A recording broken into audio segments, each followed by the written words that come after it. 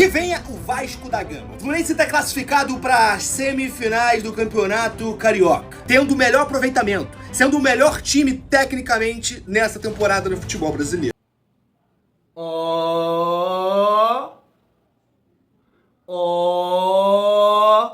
Eu já vi esse filme no ano passado, verdade. Não terminou da maneira correta, né? Podemos colocar dessa forma, mas eu já vi esse filme. Ah, melhor time. Ah, não sei o que fase. Ah, é isso. Não perde em casa e vão passar por cima. Eu já vi esse filme. Família, é claro que nesse vídeo aqui a gente vai trocar uma ideia sobre essa semifinal, Flu-C contra Vasco da Gama. E depois de ter assisti o jogo todo, cara, não tem como não falar de Fernando Diniz comandando o Vasco. É absolutamente impossível depois do que eu vi hoje. É impossível, família vascaína. Cara, eu sei que eu falo aqui com vocês, vídeo após vídeo, diariamente falando da questão da intensidade, da saúde, do tesão, do Tadala. O Vasco foi no mercado e fez, cara, movimentos, cara, interessantíssimos nesse sentido, de trazer saúde para o nosso time. E a gente escuta cada coisa do nosso treinador. E aí, família, eu quero trazer aqui, além do Carlos, falando sobre essa semifinal, citando o chuchu no mel que tem na defesa deles, que é importante pra gente debater também do nosso lado sobre esse confronto, o grafite. Porque uma coisa é o Thiagão falar, e eu sei que tem muita gente que concorda aqui com a minha visão de jogo, com a minha análise, a questão da saúde, mas uma outra coisa é o grafite, um comentário, sei lá, de 40 segundos. Um comentário simples, falando, Diniz, acho que você tem que observar isso aqui. A diretoria foi atrás disso aqui. Simples. Então um cara que foi um bom centroavante, jogou Copa do Mundo, falando isso, a gente tem uma outra percepção da parada.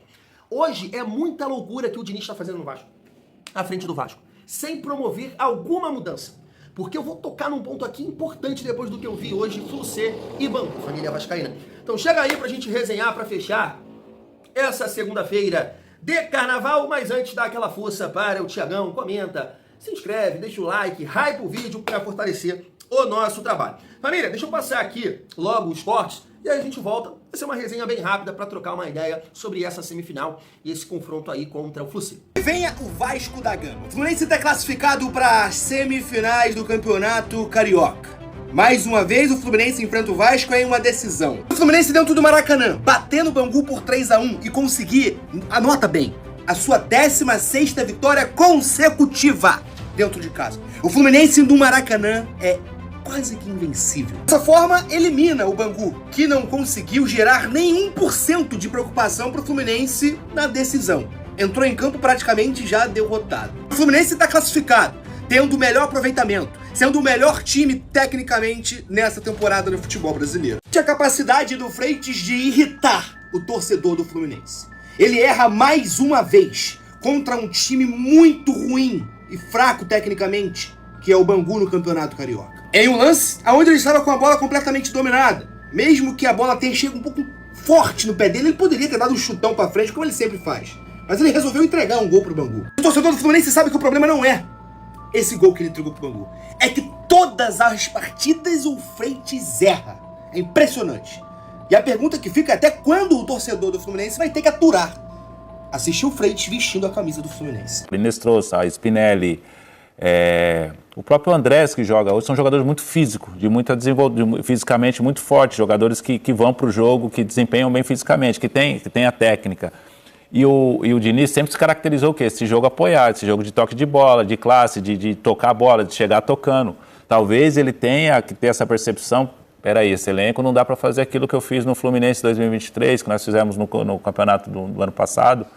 E aí tem que ter essa leitura. Eu não sei se o Diniz sendo mandado embora ou saindo, o treinador que vai chegar, até às vezes o fato novo chega e muda. Ganha 2, 3 jogos diferentes, o fato novo chega um treinador que tem uma metodologia diferente. Mas assim, eu acho que o Diniz precisa ver, pela característica de jogadores que o Vasco está buscando no mercado esse ano, talvez esse estilo de jogo que ele gosta de colocar em campo. Família, eu vou começar essa análise com um comentário bem sensato. Por quê? Não dá para normalizar o que esse time fraco do Flu-C está fazendo. Não é fácil você conquistar 16 vitórias como mandante. Eu sei que tem as babas, né? Tem o Bangu, vai ter o Maricá, mas tem o Juventude, que a gente não ganhou. O próprio Vasco, eles ganharam por 1-0. Tem times ali, Botafogo, Flamengo. Então, não é fácil, tá? E você tentando normalizar isso, você pode dificultar ainda mais o trabalho do Diniz. Cobrar ainda mais. Pô, o time deles lá não tem nada de mais 16 vitórias e o nosso, pô, uma dificuldade pra ganhar em casa. Então, esse não é meu ponto. Não vou normalizar aqui, porque realmente, cara, é difícil. 16 vitórias como mandante, né? Eu acho que é a maior sequência no futebol brasileiro nesse momento. Mas, família, o Diniz, ele tem 25 jogos na nossa casa nesse momento. Vitórias: Botafogo, Maricá, Fortaleza, que caiu, Melgar, chuchu no mel, né? Bahia, foi uma vitória, né? Tem um impacto, mas se você for fazer igual o Diniz, quando sempre levanta uma desculpa para pontuar derrota, o Bahia perdeu um jogador logo no final do primeiro tempo, se eu não me engano, né? Então o Vasco passou por cima do Bahia, né, nesse jogo.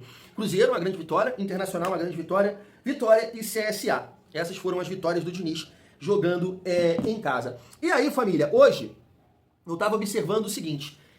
O jogo, né, tava ali assistindo, vendo essa fala do Grafite e vendo o Freitas jogar. Ele é pavoroso, ele é muito fraco. E isso me incomoda demais, tanto que eu sempre tô aqui debatendo com vocês. Pô, não é possível, cara. Não é possível, mano, que a nossa zaga tome tanto gol assim a deles, cara, com o Freitas, com hoje com o Ignacio. Horroroso, os dois horrorosos. E mesmo assim, sabe, uma zaga mais segura e tudo mais. Então, pegando esse gancho aí do Grafite, família, sabe o que eu vejo hoje em relação ao Vasco?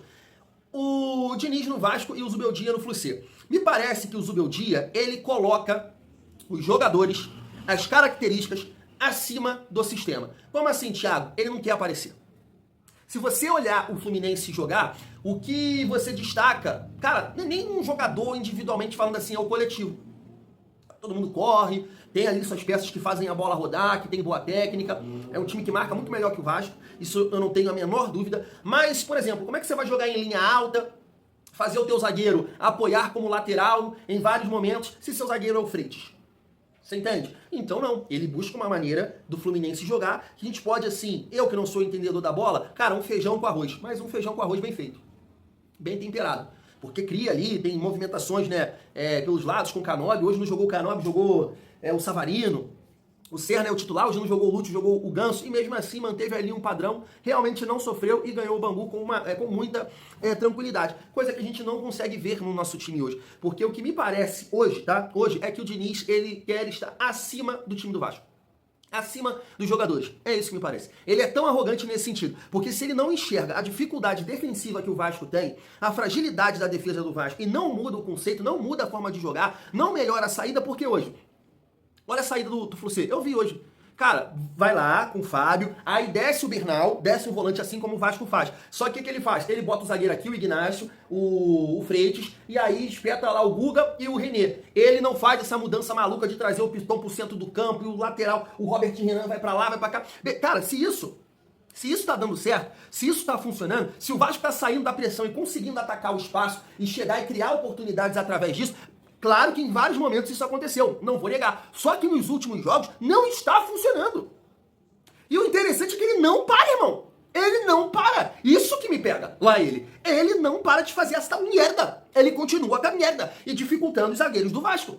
Então não entra na minha cabeça, cara, eu sei que o Cuesta hoje, na maioria dos vascaínos, fala, enganou, hein? Mas será, fica o questionamento, será que se o Cuesta jogasse no mesmo modelo de jogo do Fluminense, ele ficaria tão exposto assim, correndo para trás, com essa dificuldade, com essa falta de atenção? Eu sinceramente não sei, família. Eu sinceramente não sei. Se é o Cuesta que é muito fraco, ou hoje ele joga num modelo de jogo que está dificultando, não casa com ele. Ele não sabe jogar nessa linha alta, aparecer lá na lateral e depois voltar. Quantas vezes a gente viu o Vasco sofrendo com isso e perdendo jogos assim? Só que o Diniz, ele pega as jogadas que dão certo, pra falar, não, aí, tá vendo? Olha a assistência, isso, aquilo. Ele fez isso na coletiva. Mas o Vasco não ganhou. O Vasco não ganhou da Volta Redonda. Que exemplo é esse? E tomou um gol às costas do Cuesta. Por isso que o Grafite, família, ele foi perfeito. Ele foi perfeito. Poxa, será que não é o momento de você olhar para esse elenco, já que a diretoria trabalhou nessa questão de saúde, e mudar, mano? Mudar. Faz um time feijão com arroz.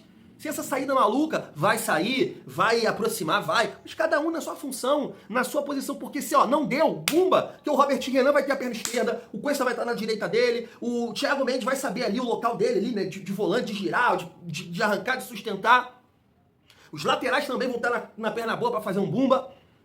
De repente, não desgastar tanto o time na frente, com essas movimentações que em vários momentos não dá em nada, e trazer essa saúde pro time que o Grafite falou. Então assim, família, é muito engraçado quando a gente vem aqui e bate vídeo após vídeo. Mas é o Thiagão, eu não sou da bola, nunca joguei nada, não sou treinador, sou apenas um torcedor. Mas pegar esse simples comentário do Grafite e vendo o Fluminense jogar hoje, tua mente explode.